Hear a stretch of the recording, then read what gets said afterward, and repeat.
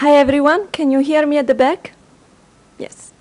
Okay, so this is joint work with my colleague at Microsoft Research, Suman Nath, and Tanzir Sim from UC Riverside, who unfortunately couldn't be here. So in this talk, I'm going to introduce uLink, a novel mechanism to enable links to pages in an app. So web URLs are the key ingredients of the web. We bookmark URLs, we share URLs, and URLs is what enables services like search. It's really hard to imagine what the web would be without URLs, but this is what the mobile app world looks like today. So we ask ourselves, can we introduce something equivalent to web URLs, but for mobile apps? Well, one can leverage the state-of-the-art, and particularly mobile deep links, which have been introduced in recent years. These are URIs that point to specific locations in an app. For instance, the Uber app exposes a deep link to the booking page, and the Foursquare app can include a deep link to Uber. So when the user is looking at the restaurant in Foursquare and he gets interested, he can click on the button Book via Uber and deep link into the Uber app to drive to that location. Now, mobile deep links are incredibly convenient for users, but they do have some limitations from enabling our vision. So in particularly, mobile deep links require non-trivial developer effort compared to web URLs that are enabled by default. In fact, we see that even in top apps, very few apps today expose deep links, and if they do, typically expose a small number of deep links. Partly because of the developer effort, mobile deep links provide low coverage of an application locations. Instead, with web URLs, we can basically link to any page in a website. Finally, and more importantly, mobile deep links are defined statically by developers. A user cannot save a link to a page in an app, even if the deep link for that page exists. With uLink, we go closer to the vision of a web URL in a mobile app, and we enable users to bookmark links to pages in an app. uLink comes with a minimal developer effort. It provides much higher coverage than mobile deep links, and it enables user-defined dynamic links. So now one may wonder, why don't we have this already today, such a basic functionality? Well, there is a fundamental difference between the web and the mobile apps. The web is based upon a stateless model, so deep links are stateless. Instead, mobile applications are applications, they are stateful. And the state dependencies can be quite complex. So let's review them through some examples. So there is the simplest case where the state of a view or a page in an app depends on nothing, no previous interaction. So we call these stateless views, like a random item in an Amazon app. Then we have a second case where the state may depend on a previous page, on a previous view. For instance, this is the Kayak app, and I can go and search for flights from Seattle to Singapore for specific dates and be provided with some flights results. Now, the state of this view depends on the inputs that I enter in the previous view, the flight details. We call this a stateful view. Things can be even more complex. When I'm on this page, I can now interact and, for instance, filter all the flights by airline company. And I'm then provided with, again, a list of results. This view looks very similar to the previous one, but the state here also depends on UI actions that were taken in the previous page. So we call these UI-driven views. Finally, there is a fourth case, views that depend on external resources like the file system. For instance, here I have a view showing songs from an album that is stored on my SD card. If I delete that album from my SD card, this view, the link to this view will be broken. So with mobile deep links, even if a developer goes and exposes deep links to all the pages in the app, we can only link to stateless views. Instead, with uLink, we support links to all these three types of views. And uLink does that through two novel mechanisms called shortcut-only links and shortcut and replay links.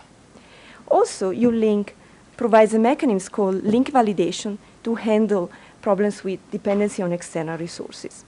So let's look in more details into these three mechanisms. Shortcut-only links enable links to stateless and stateful views in an app. So today, mobile apps are typically built as a collection of pages of views. And each time a view has to be rendered on the device, the application framework calls a so-called page launcher method that takes as input a description of the page to be rendered. For instance, on Android, this method is called start activity. Now, what uLink does is to intercept calls to this page launcher method and use this information to rebuild data dependencies between subsequent runtime views in an app. So at link capture, uLink intercepts the inputs to the page launcher method and stores these inputs in the URI. And then at link invocation, it simply invokes the page launcher method with those inputs. This simple mechanism is incredibly powerful and has some very nice properties. It is safe because it doesn't modify the application logic. It is efficient because monitoring and intercepting inputs of the page launcher method has a minimal overhead. And finally, it's precise. At the very high level, what we're doing here is programming links by demonstration.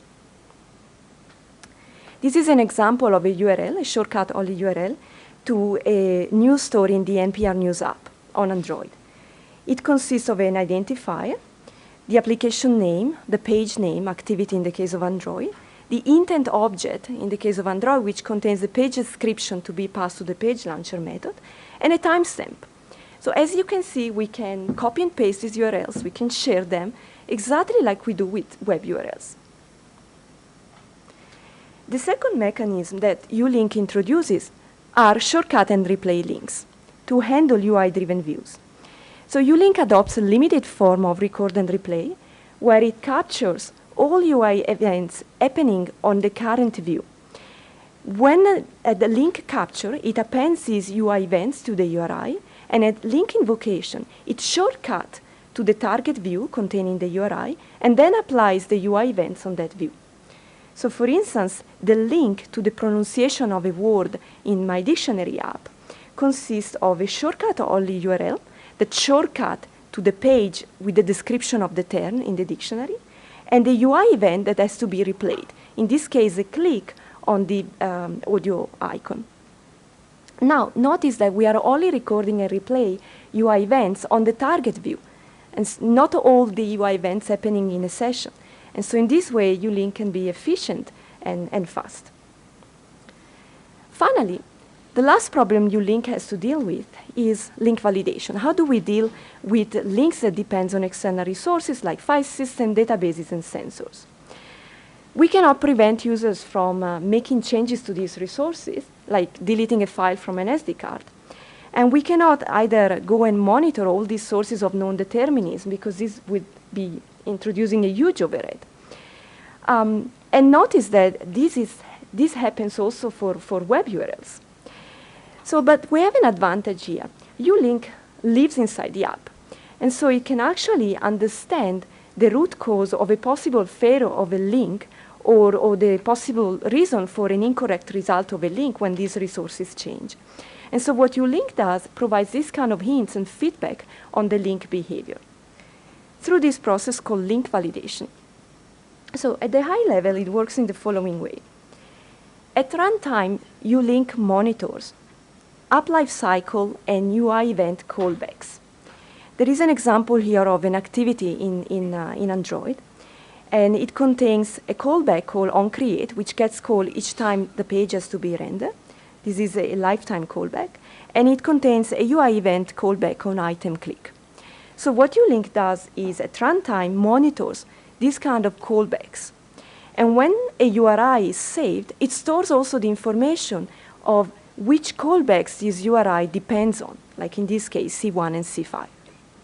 Then, in a second stage offline, we build a so-called dependency summary. We use static analysis to establish a dependency between any callback in the application and external resources. For instance, here we have a read to the file system, and so that information is included in the summary. In addition to that, we use dynamic analysis to make these dependencies more fine-grained. For instance, through dynamic analysis, I can find out that C1 reads a file that is the same file that in C4, another callback, may go and write to. And so we introduce a dependency between these two callbacks. Then this summary is used at runtime on the device when links are created or open. So for instance, if I go back and I open the URI that I had previously saved, I see that this URI has a dependency on C1 and C5. C1 has no other C5 has no other dependency, so we're good. But C1 actually depends on C4. Now, in my callback log, I can see that C4 was actually triggered by some user interaction with the same app. And so possibly the link may be broken, like a file is deleted, or the file has changed content. And so we provide that feedback to the user, or better, to the application on the user behalf. So now a few words on the uLink prototype. First of all, we built uLink as an Android library. It doesn't require changes to the OS, doesn't require rooting the phone, and it provides simply two APIs, OpenLink and SaveLink. Using uLink, we then built two companion services, which I'm going to show later in a demo. We went and added this library to 5 open source apps and 24 closed source apps. For these closed source apps, we had to resort to Dalvik binary instrumentation, which is not ideal because just decompiling and recompiling the apps breaks things, and we couldn't also instrument all the UI event handlers as we wanted. But at least it gave us an understanding of how uLink works with these real-world apps. In terms of developer effort, shortcut-only links require only one line of code to be changed per each main activity in the app. So on average, we found that by changing 8 lines of code in the application, we could include the library and have shortcut-only links enabled. For shortcut and replay links, we need to add a login line to each UI event handler in the application. Since an app may have hundreds of them, the number of lines of code we need to add is more in this case. But keep in mind that all these changes are quite mechanical, so we could totally automate them with a source-to-source transformation tool. From an overhead and performance point of view, the library is pretty small. These links are in the order of 100 and 150 bytes. And the execution of a link is quite fast. It's comparable to loading a page in an app, because the delay of intercepting and calling the page launcher method is in terms of milliseconds. We then evaluated link coverage and consistency of links over time. For link validation, please see the paper. So here what we did, we took 6 apps, and we went and enumerated all the unique views in the app. So all possible things a user may want to save in a link. And we found that uLink could reference correctly 70% of them. Now, looking at these results, you need to keep in mind that 5 out of these 6 apps are closed source apps where we injected our library through binary instrumentation. So the major reason for failure was the fact that we couldn't instrument all the UI event handlers as we wanted, and several things were actually broken by the instrumentation in the app. On the other hand, if you look at the only open source app here, NPR News, the coverage was 91%. And link failures in these cases were due to either missing identifiers for some UI elements or missing APIs in the Android framework for replaying certain types of events, like a long click on a list. But I mean, compared to mobile deep links that gives you 1 or 2 links per app, this is a pretty good improvement. Then we look at consistency of links over time. So what we did here, we took several versions of the same app, and we created a link in the oldest version of the app, and then checked whether that link would work with newer versions. So each bar you see in these graphs is a different app version. What we found was that for a short period of time, around 50 days, everything was fine, and then we started noticing some failures due to UI elements that were changed or removed. This is not too bad, and if you think that in the web developers have learned to provide redirects when a resource is missed or a page has changed, I expect the developers would also learn to deal with these kind of links. Now, let's get to the most interesting part, which is what we built using uLink. So I'm going to show you this video with the 2 companion services that we have built. So the first service we have built is a bookmark app where you see all these links, and user can organize them in folders, can share them, can mark them as favorite, can delete them. Exactly like you do today with web URLs. Except that these are links to pages in an app. So now let's click on one. This is an eBay item that I had previously looked in eBay. Then saving links is quite easy. So let's open now the Kayak app and do a search for hotels in Los Angeles. Now I'm going to view the first result. And then I'm going to view the second result, and I decide to bookmark it. And to bookmark it, I just shake my phone. Here is my link on the clipboard, and also add it to the bookmark app. I can kill my app, and can now click on that link, and I'm brought back to that page in the app where I was before. The second service we've built is a search experience. We call it Stuff I Have Seen. uLink remembers everything you do in your app, not just the things that you have bookmarked. So in this case, I'm going to search for all the hotels that I have seen before in Los Angeles. And now I'm going to be provided with all the hotels that I had seen before, also those I didn't bookmark, like for instance this one. uLink can really record anything, even a link to a click. For instance, let's open the dictionary app and save a link to the pronunciation of the word of the day. I'm sorry, the audio didn't work. Now, let's click on that link, and you will see that here the link gets replayed. And you would have here pugnacious if it had worked, the audio. Now, uLink can even remember anything that you type in your app. For instance, this is the Ampere News app. Let's now search for news related to global warming in the past 2 years. Now, I'm going to go to check my phone and save this search with these inputs, with these date ranges. When I go back and click on that link, I'm going to be provided for the results for exactly the same search with those inputs, with those keywords and date ranges. Finally, uLink can even record the state at which you leave your app. Let's do another search in NPR News. And then I get interrupted, so I save a link. And now when I click on that link, I'm going to be brought back to the state at which I had left the app. So I hope I convinced you how cool it would be to have links in our mobile apps today. There are still lots of issues in terms of user experience we need to investigate, like how to deal with link ambiguity, how to make secure and private sharing of links, how to prevent a user from clicking on a link and buying the same item 10 times in eBay.